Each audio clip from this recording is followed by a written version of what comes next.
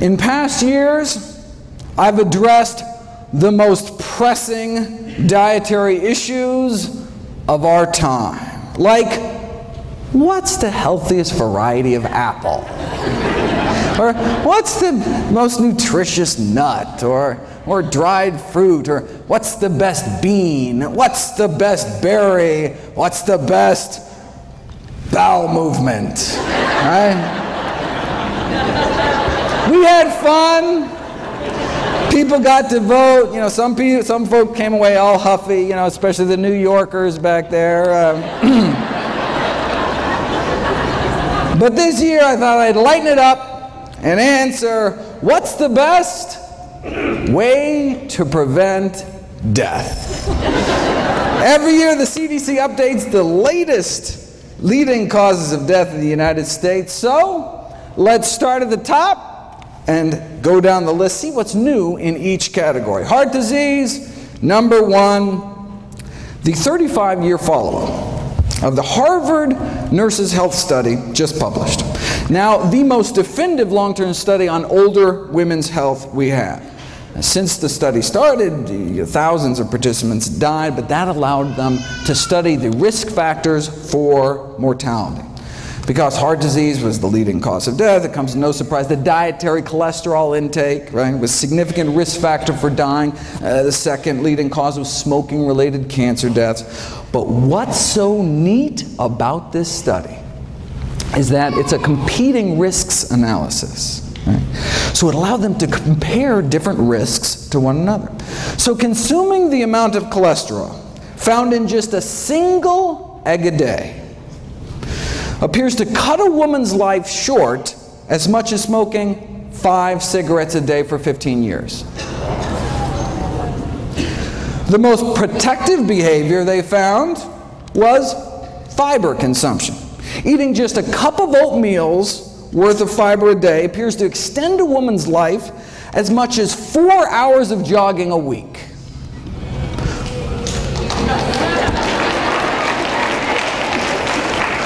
Though you can do both.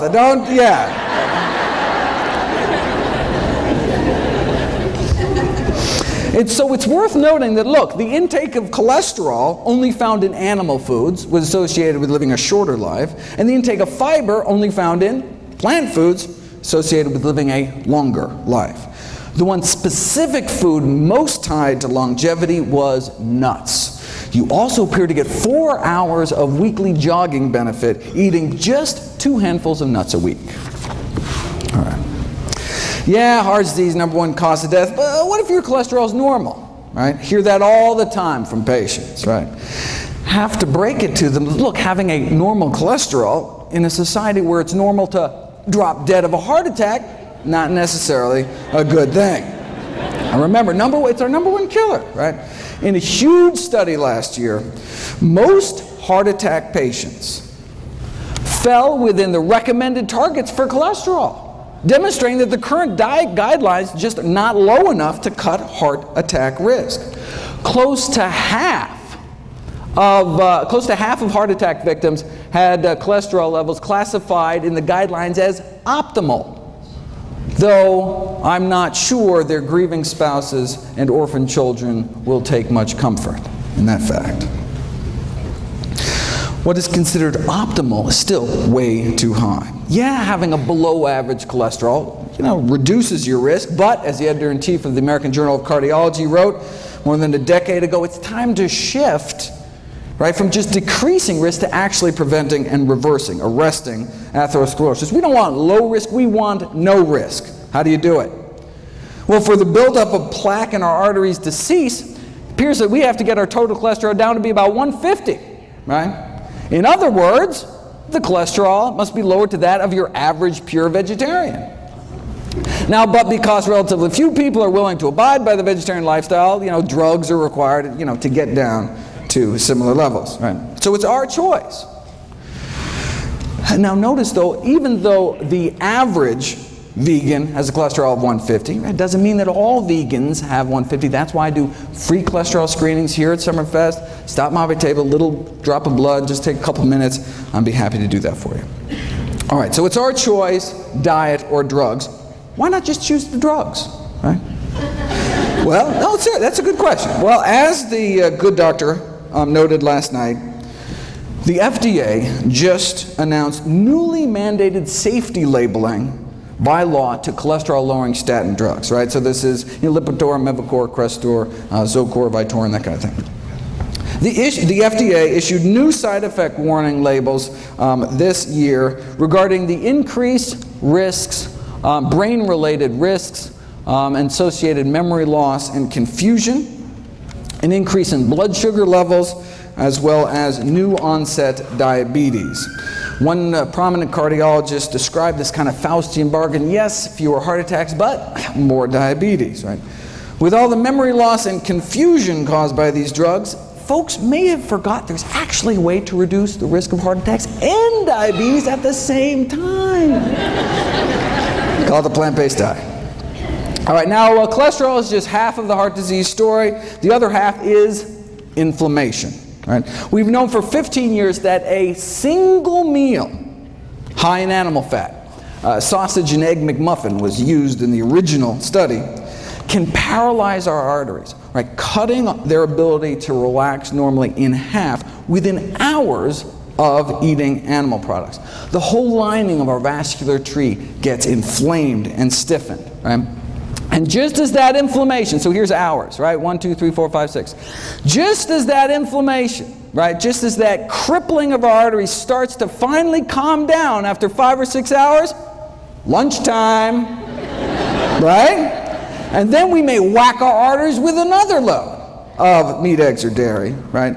And so most people are in this chronic state of low-grade inflammation, increasing risk for these inflammation-related diseases like heart disease, cancer, diabetes, one meal at a time.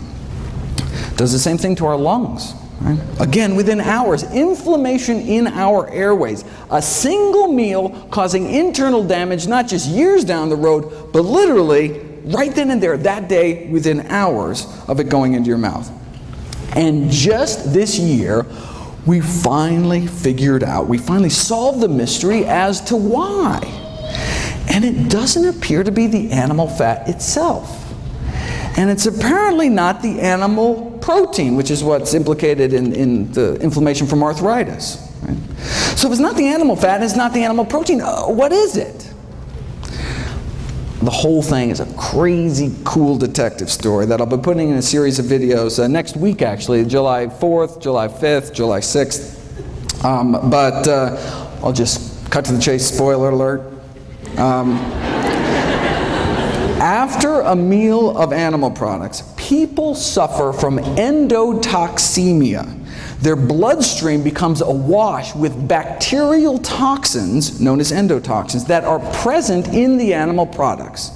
So, I mean, no wonder our body goes crazy. These dead meat bacteria toxins aren't destroyed by stomach acid, aren't destroyed by pancreatic enzymes, right?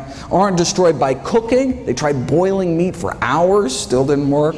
So these bacterial toxins were found to be highly resistant to cooking and our body's best attempts at acid and enzyme digestion. Now, the animal fat actually does play a profound role in this whole process by ferrying the bacterial toxins present in the meat through the gut into our system.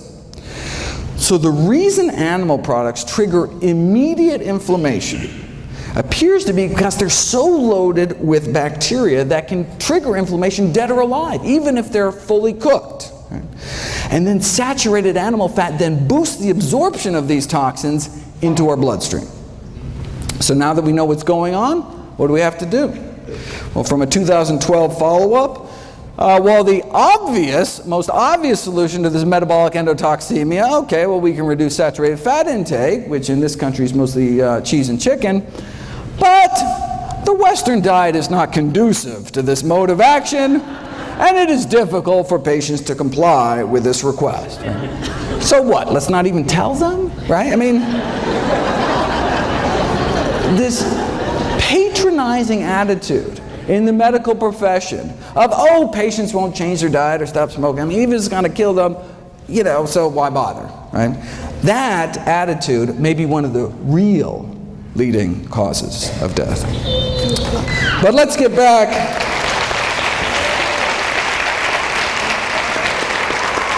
But let's get back to the official list and take on cancer next. What's the latest? Well, we know from the largest forward-looking study on diet and cancer ever performed by humanity, the incidence of all cancers combined lower among vegetarians than meat eaters, especially some of the fastest growing tumors like lymphomas and leukemias, and for that the worst meat was actually poultry, chicken. Up to triple the rates for every 50 grams of poultry consumption. A quarter of a chicken breast, triple your risk. Normally this whole presentation being the kind of quiz show format, but there was a scheduling mix-up. I was supposed to be the last speaker at night, and so I could go long and not interfere with the schedule, but anyway, won't happen again, and so next year back to the quiz show format, and apologize, I had to cut this short. Okay, but the link between meat and cancer is such that even the Journal of Meat Science last year asked, should we become vegetarians? Or they said, can we make meat safer? There's a bunch of additives, for example, that can suppress the toxic effects of the blood-based iron, the heme iron found in meat. Now, the additives are still under study, but could provide an acceptable way to prevent colon cancer, right? Because avoiding meat, obviously, completely out of the question. I mean, that's... They fear that if the National Cancer Institute recommendations to reduce meat consumption were adhered to, sure, cancer incidence may be reduced, but farmers in the meat industry would suffer important economic problems. Now, for those of us more concerned about the suffering caused by the meat industry rather than the suffering of the meat industry, what happens if you put cancer on a vegan diet? Well, the Pritikin Research Foundation just completed this elegant series of experiments which I want to spend a bit of time on. Simple experiments. They put people on different diets, draw their blood, and then drip their blood on cancer cells growing in a petri dish, and just stood back to see whose blood was better at suppressing cancer growth. They're the ones that published that study showing that the blood of those on a vegan diet was dramatically less hospitable to cancer. Now, even the blood of those on a standard American diet fights cancer. I mean, if it didn't, everybody'd be dead, right? It's just that the blood of those eating vegan fights about 8 times better.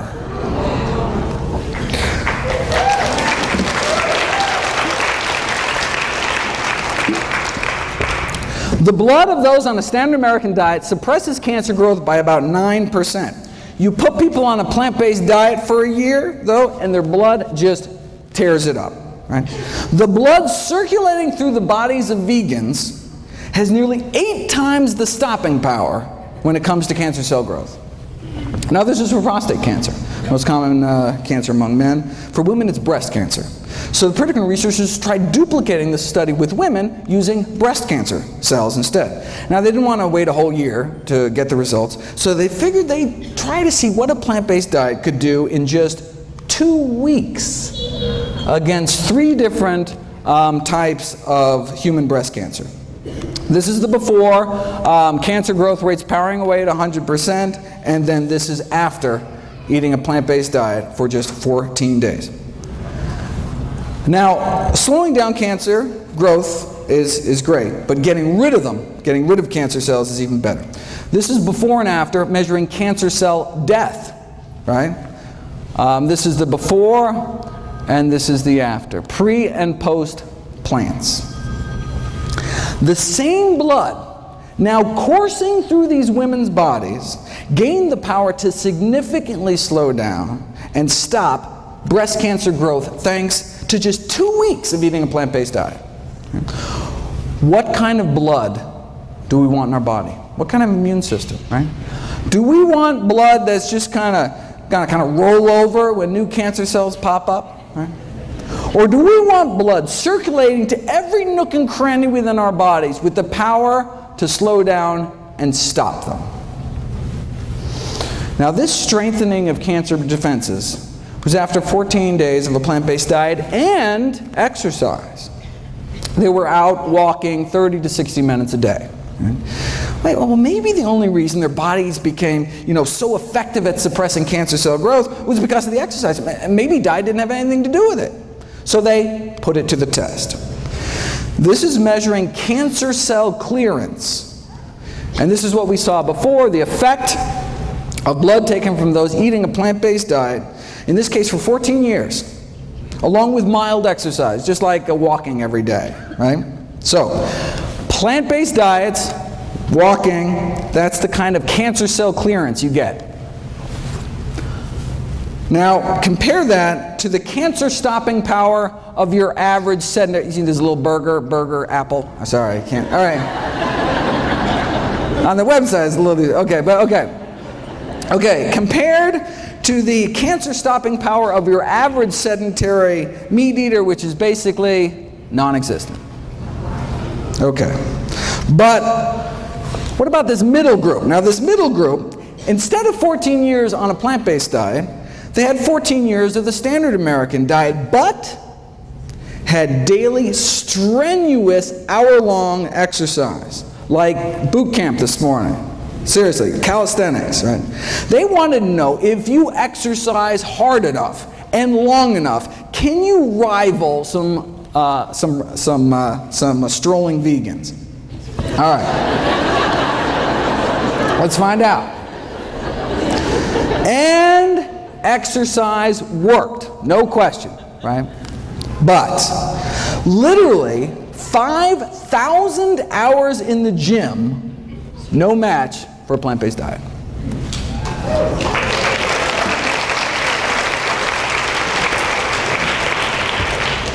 Here's an actual photomicrograph of cancer cells stained so that they release light when they die. Right? As you can see in the control group, there are a few cancer cells dying, right? Even if you're a couch potato eating fried potatoes, your body's not totally defenseless. But here's the hardcore strenuous exercise group, right? Cancer cells dying left and right, but nothing appears to kick cancer butt more than a plant-based diet. Why, though? Some people don't care, but I'm always curious. All right, how does a simple dietary change, right, make one's bloodstream so inhospitable to cancer after just a few days? We didn't know until last year, when they sought to determine the underlying mechanisms for these anti-cancer effects. All right. And it is a wild story. I have a whole series of videos coming out about it. The story involves little people and big dogs and little dogs. It involves marshmallows, Tinker Toys, cannibalism, and vegan bodybuilders. From beefsteak to beefcake. I wish I had time, believe me. But the videos will be up soon. Bottom line, the answer to the Pritikin puzzle is IGF-1, insulin-like growth factor 1. Is the cancer-promoting growth hormone involved in every stage of cancer growth, spread, metastases, cancer invasion. But you put people on a plant-based diet and their IGF-1 levels, plant-based diet go down. And if they continue to be on a plant-based diet, this is just after a few weeks, if you're on a plant-based diet long-term, levels drop even further. And their IGF-1 binding proteins go up. That's one of the ways our body suppresses cancer growth. Protect itself from cancer. Protect itself from excessive growth by releasing this binding protein into the bloodstream to bind up, to tie up IGF-1. It's like our body's, kind of emergency brake. Yes, in as little as 11 days, right? A plant-based diet can reprogram your body to bring down IGF-1 production, right? But what about all the IGF-1 that's circulating from the, bacon and eggs you ate last week, right? So the liver releases this snatch squad of binding proteins to tie up, to take all this IGF-1 out of circulation. And as you can see, it just gets better with time the longer we eat healthy. Here's the experiment that nailed IGF-1 as the villain. All right, same as last time. Go on a plant-based diet, and cancer cell growth rates drop dramatically, right? And cancer cell death shoots up. Already saw that. But then, here's the kicker. Right? What if you added back to the cancer the exact same amount of IGF-1 banished from your body by eating a plant-based diet? Eating plant-based diet goes back. Let's take that same IGF-1, add it back to the cancer, and see what happens, and it erases the diet and exercise effect. It's as if you never started eating healthy at all, right? So that's how we know that lowering animal product consumption leads to lower IGF-1, which leads to lower cancer growth. But how low does our animal product consumption have to go? And how plant-based do our diets have to get? Well, let's look at the IGF-1 levels of meat eaters compared to vegetarians compared to vegans. Right? Does a plant-based diet, is it better at lowering circulating levels of IGF-1 compared to a meat-eating diet or a lacto-ovo diet? And this is what they found. Right? Only the vegans, so meat eaters, vegetarians, vegans, only the vegans had significantly lower levels, and the same relationship was found with IGF-1 binding protein levels, right? That's what we want higher. Again, we got nothing here. One really had to go to that final step, vegans, to significantly bind up all that excess IGF-1 in their bloodstreams. Right? This was a study done on women. What about vegan men? They found the same thing. So even though vegan men tend to have significantly higher levels of testosterone than both vegetarians or meat eaters, which actually can promote the growth of prostate cancer. But the reason a vegan diet can actually reverse the progression of cancer, which I've shown you in previous years, the Dean Ornish work, may be because of how low their IGF-1 levels are. So high testosterone, but still low cancer in the vegans. The bottom line is that male or female, right, just eating a vegetarian diet did not seem to cut it, right? Didn't do your body many favors. Right? Looks like to get that significant drop in that cancer-promoting growth hormone levels, one really has to move towards eliminating animal products altogether. Now the good news is that now, based on what we know about IGF-1, we can predict that a vegan diet may be profoundly protective with respect to risk, for example, for breast cancer in older women. Okay, just 13 leading causes of death to go. All right, let's run through the list here. The top 3 killers used to be heart disease, cancer, stroke. Oh, that is so 2011. Now it's heart disease, cancer, and COPD, like emphysema. All right. Thankfully, COPD can be prevented with a plant-based diet and even treated with plants, if you want to check that out. Now, of course, the tobacco industry took these landmark findings a little differently. Instead of adding plants to people's diets to prevent emphysema, wouldn't it be simpler to just add them to cigarettes? And voila, the addition of acai berries to cigarettes evidently has a protective effect against emphysema in smoking mice.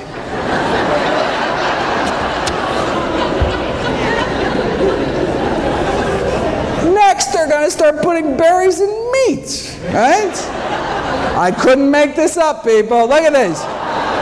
Adding fruit extracts to burgers, right?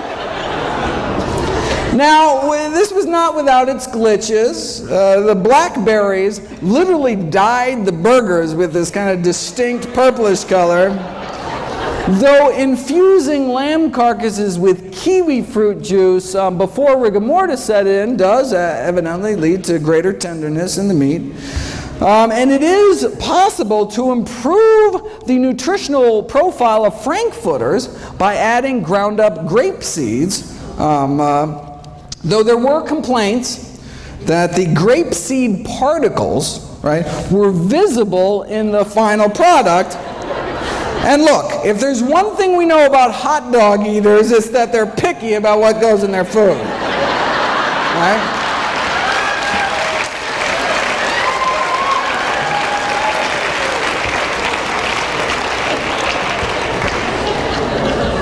Pig anus, okay, but grape seeds?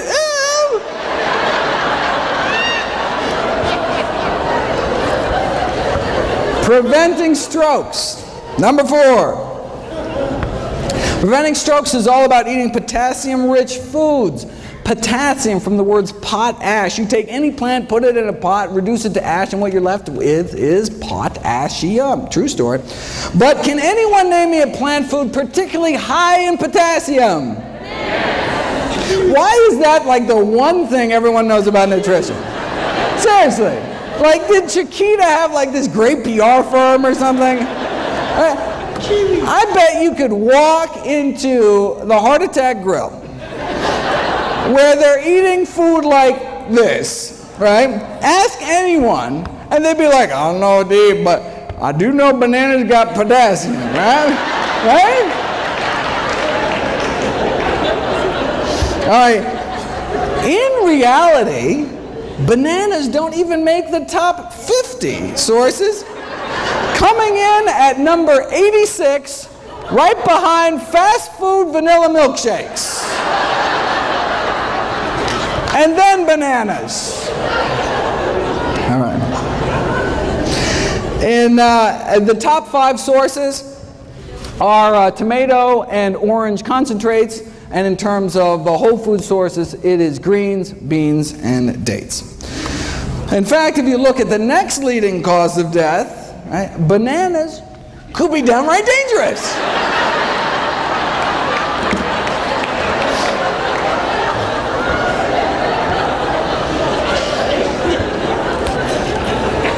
Alzheimer's.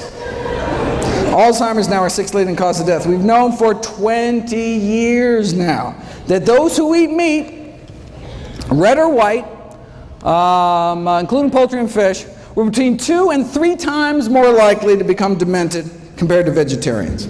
And the longer that you're vegetarian, the lower your risk of developing dementia. But the exciting new research is actually on treating Alzheimer's using these natural plant remedies, which actually beat out placebo and worked as well as the leading Alzheimer's drug. Again, on the website, all for free. Next on the kick the bucket list is diabetes, which can be prevented with a plant-based diet and treated with a plant-based diet and even reversed in many cases with a plant-based diet. And I encourage everyone to check out Brenda's talk at 3 o'clock this afternoon. This is from October. Those eating vegetarian had significantly lower rates than meat eaters, right? But it was the vegans that did the best. And this is the surprising thing, this was after controlling for obesity, right? Sure, vegans got lower diabetes rates, right? They're so skinny, right? But even at the same weight, vegans have just a fraction of the diabetes risk, right? Why are vegans on average so slim? Obesity is so rare among those eating plant-based diets. Nutrition researchers have been desperate to try to uncover the secret. Yes, they eat fewer calories, right? But not that many fewer.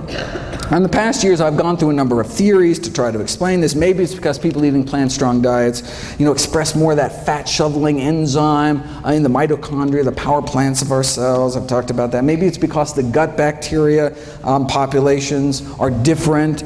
Maybe it's because of avoiding the obesogenic chemicals, these endocrine-disrupting chemicals in the meat supply.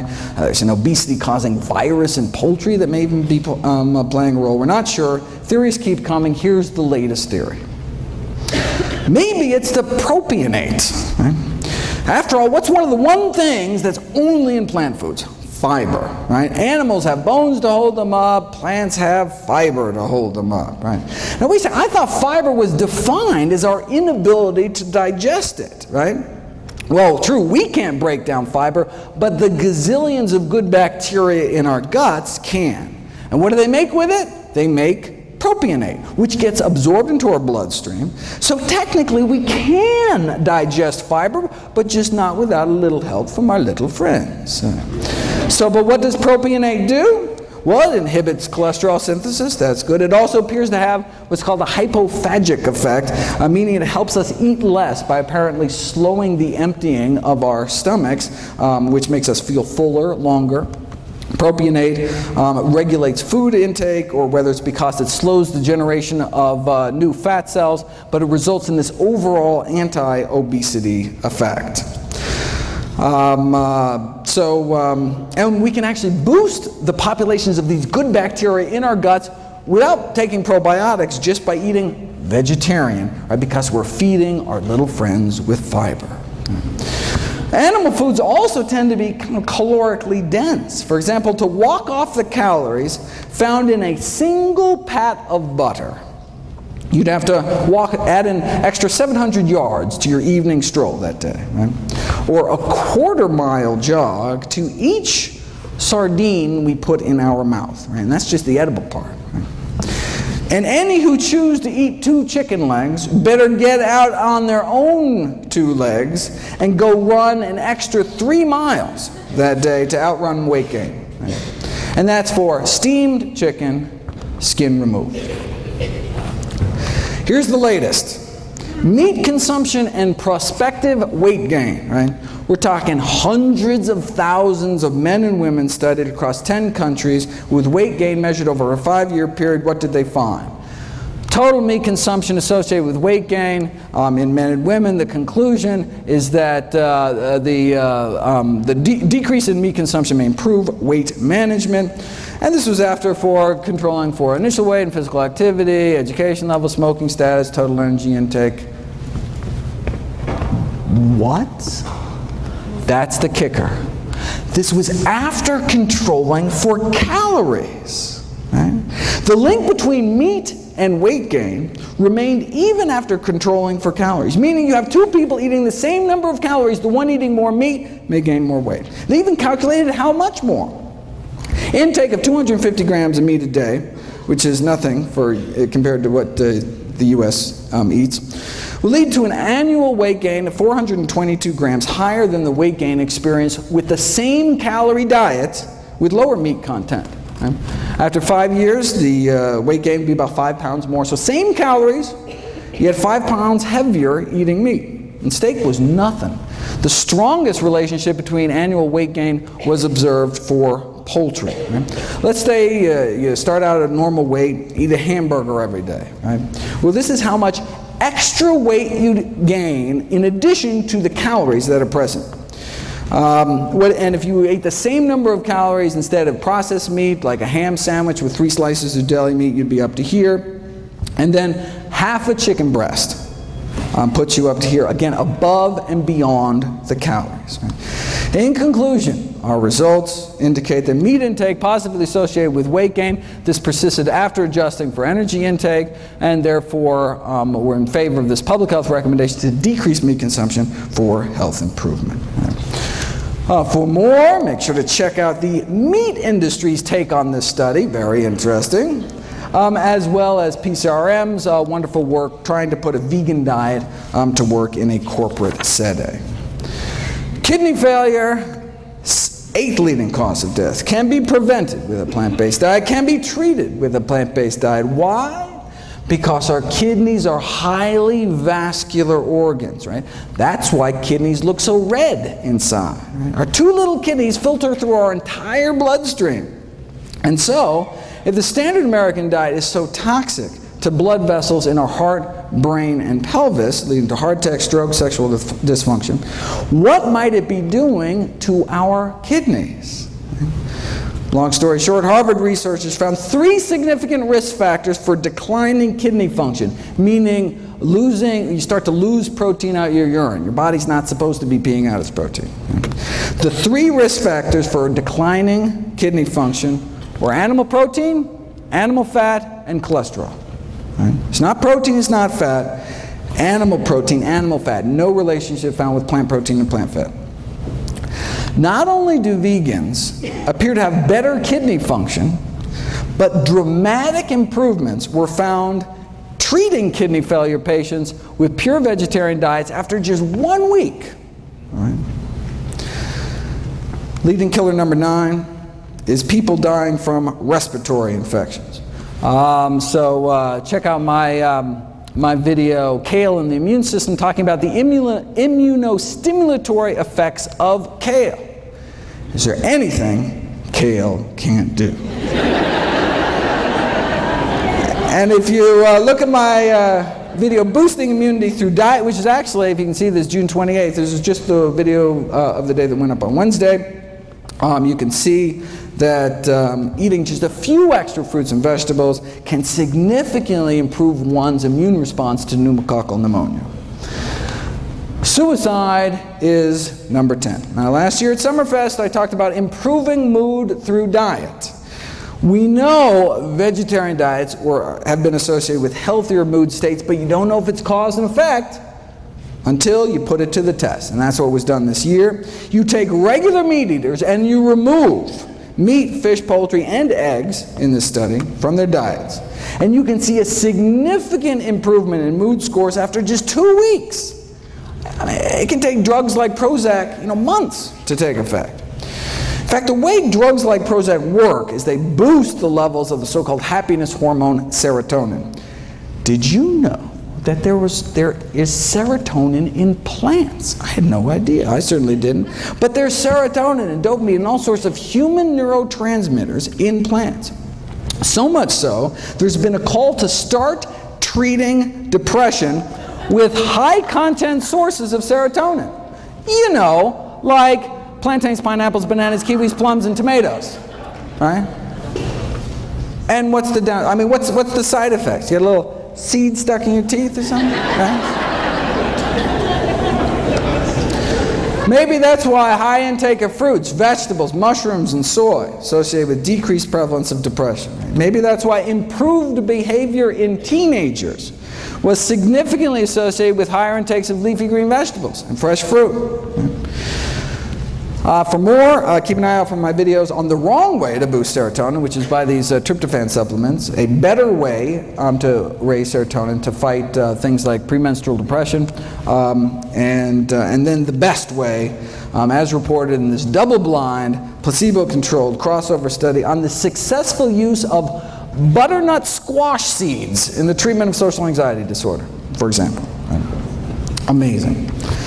How might a plant-based diet prevent systemic infections?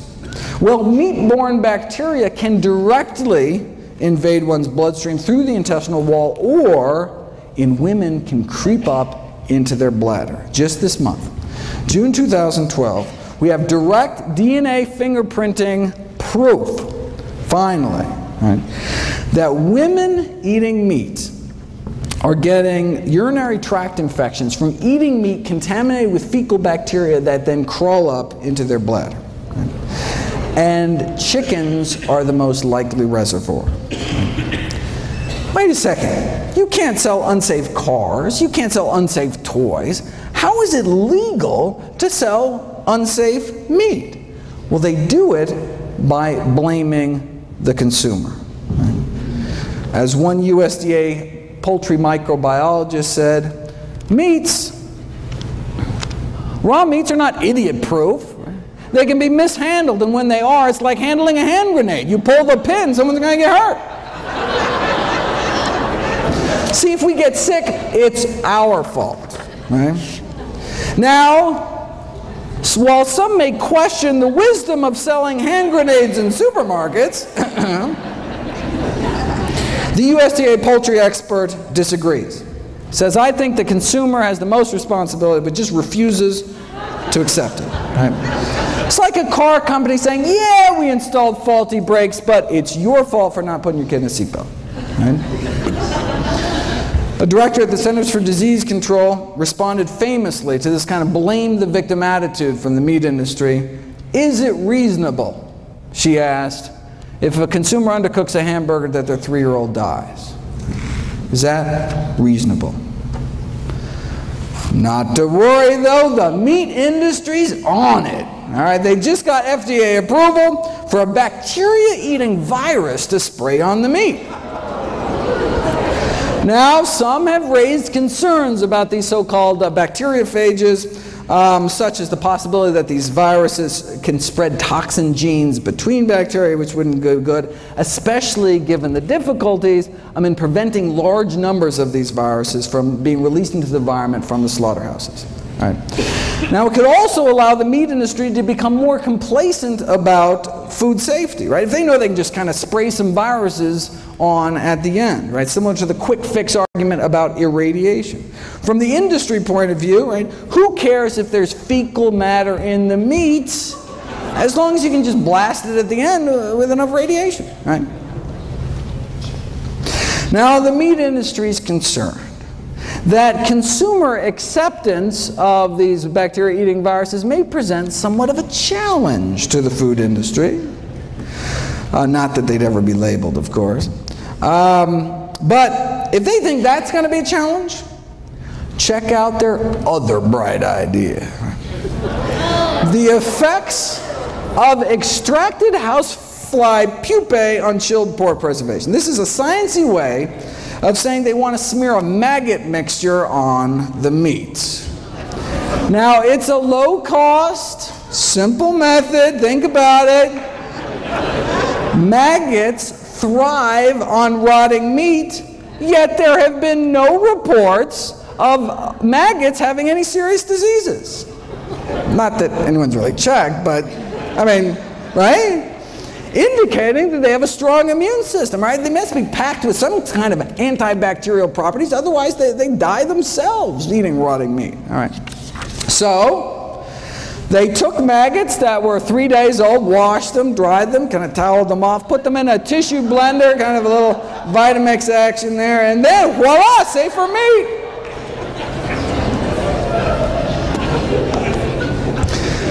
We did kidney failure. What about liver failure? We've known for 35 years, since now you can't even see this, 1977, that a vegetable protein diet can be used to treat liver failure, significantly reducing the toxins that otherwise would build up eating meat with a less than functional liver, right? Imagine eating meat without, without a fully functioning liver to detoxify your blood. Right? I do have to admit, though, that some people living on plant-based diets have worsening liver function. They're called alcoholics.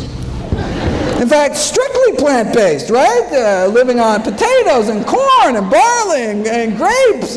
Still, however, not doing so hot. It's unclear.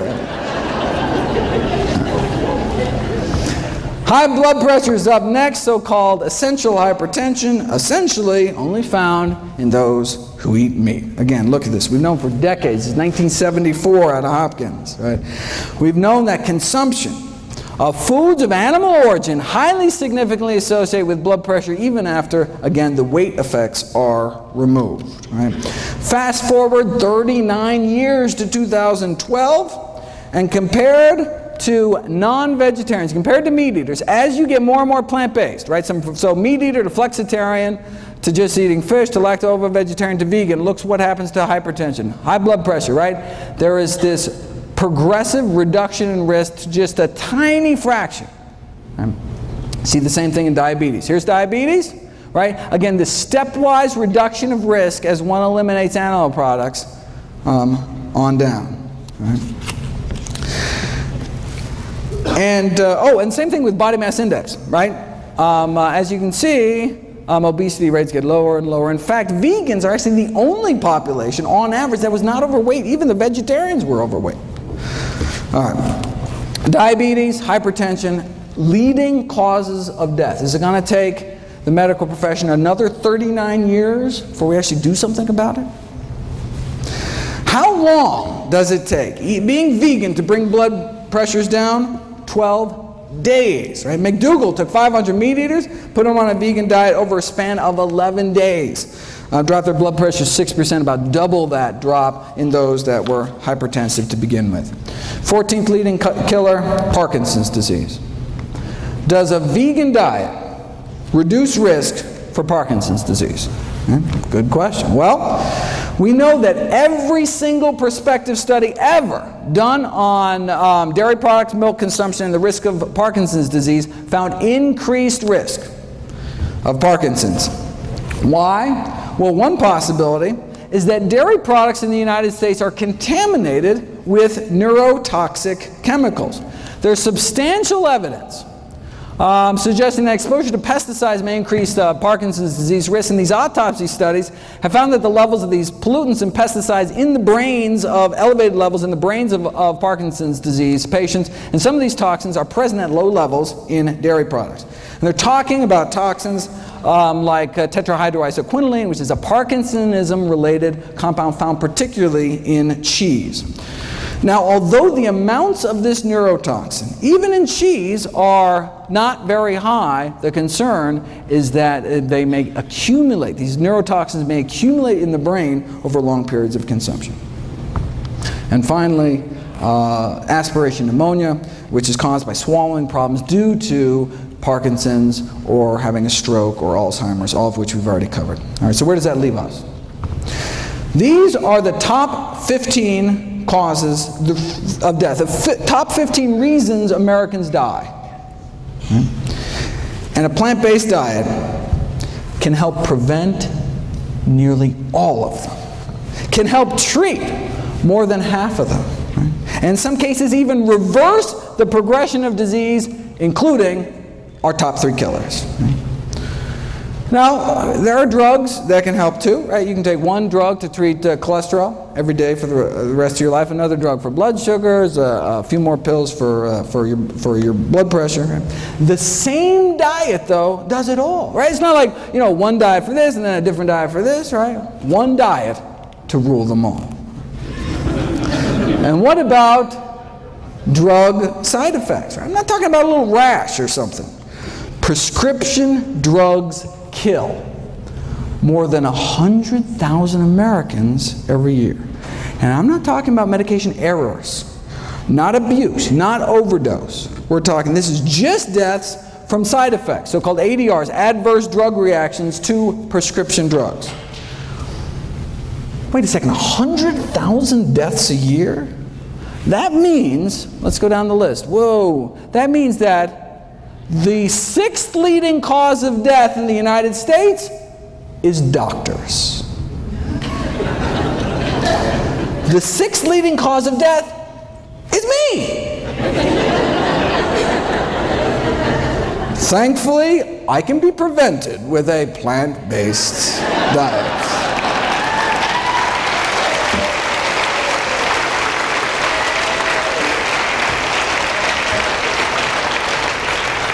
Seriously though, compared to 15,000 American vegetarians, meat eaters had about twice the odds of being on aspirin, sleeping pills, tranquilizers, antacids, painkillers, blood pressure medications, laxatives, and insulin. Right? So plant-based diets are great for people that don't like taking drugs, don't like paying for drugs, and of course don't like risking adverse effects. Right? Now this study did show that plant-based diets have their own side effects. Side effects include a lower risk of chronic disease, fewer allergies, fewer surgeries. We're talking fewer varicose veins and hemorrhoids, even fewer hysterectomies. And we're not talking just the big killers, right? Not just less heart disease, cancer. This is the longest study on vegetarians in human history. Not just less heart disease and stroke and high blood pressure and diabetes, but less diverticulosis, less, if you can read this, less diseases overall. Right? That's the side effects of a plant-based diet, less disease overall. Here's the allergies thing. Again, longest running study on vegetarians in history. Women who eat meat, compared to vegetarians, appear to have a 30% greater risk of reporting chemical allergies, 24% asthma, more drug allergies, even more bee sting allergies, 15% more hay fever. A new side effect of plant-based diets we just learned about last year, fewer cataracts. Right? That's what we get. fewer cataracts, the leading cause of blindness and vision loss. Compared to those just eating a single serving of meat a day, right, in one meal, those eating half a serving a day dropped their risk 15%. Just eat fish, dropped about 21%. Get rid of fish, dropped 30%. Get rid of eggs and dairy, full 40% drop in risk. Right. And that's all in addition to my favorite side effect of plant-based diets, helping to prevent 15 out of our 16 top killers. Want to solve the healthcare crisis? I've got a suggestion. Imagine if our nation embraced a plant-based diet. Right? Imagine if we just significantly cut back on meat. Well, there's actually one country that did it. After World War II, Finland joined us and started packing on the meat, eggs, and dairy. And by 1970s, the mortality rate from heart disease of Finnish men was the highest in the world, even put us to shame. So, look, they didn't want to die, so they got serious. Heart disease is caused by high cholesterol. High cholesterol is caused by high saturated fat intake. So the main focus of the strategy was to reduce the high saturated fat intake in the country. So this means here that's cheese, chicken, cake, and pork, basically. All right. So a berry project was launched to help dairy farmers switch to berry farming, right? Whatever it took.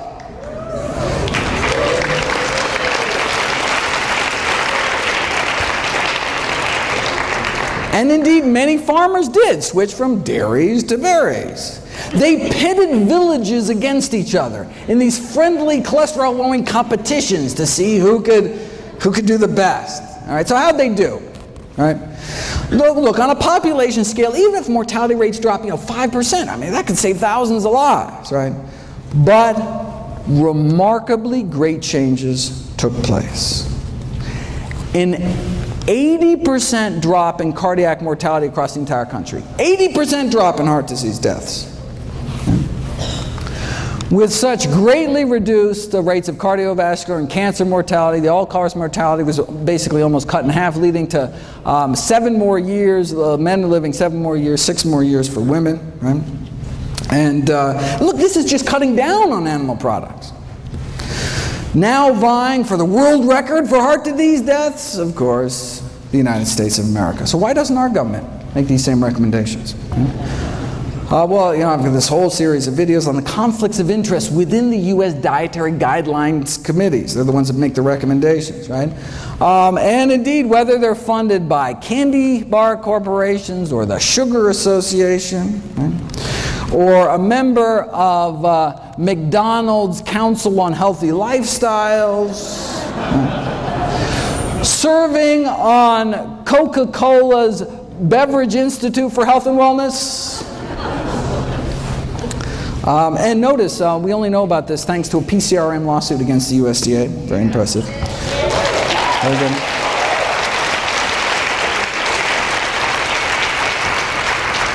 One committee member served as the Duncan Hines brand girl and then as the Crisco brand girl. These are the folks, all right, dictate U.S. nutrition policy, right? If you read the official dietary guideline recommendations, you'll note that there is no discussion at all of the scientific research on the health consequences of eating meat.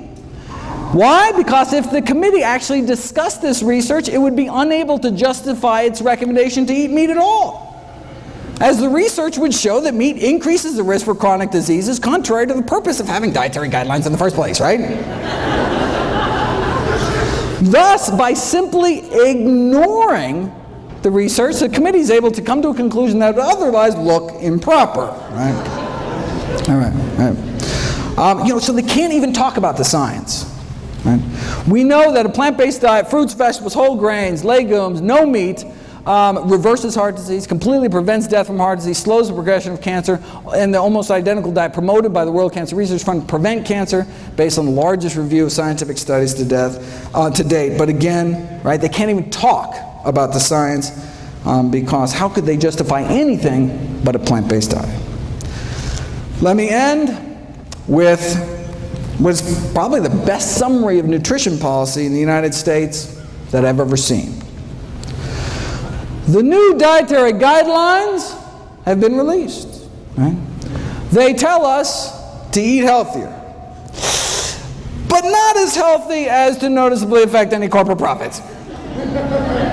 Thank you very much.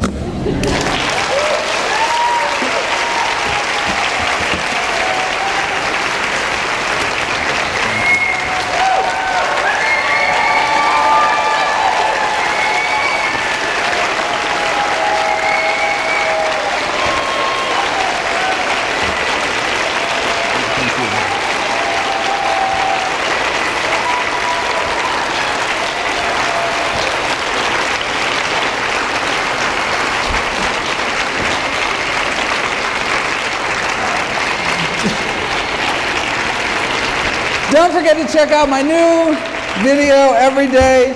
Please share the site with friends and family. Buy them all DVDs, all proceeds to charity. And remember, please feel free to stop by for a free cholesterol check. See everybody there.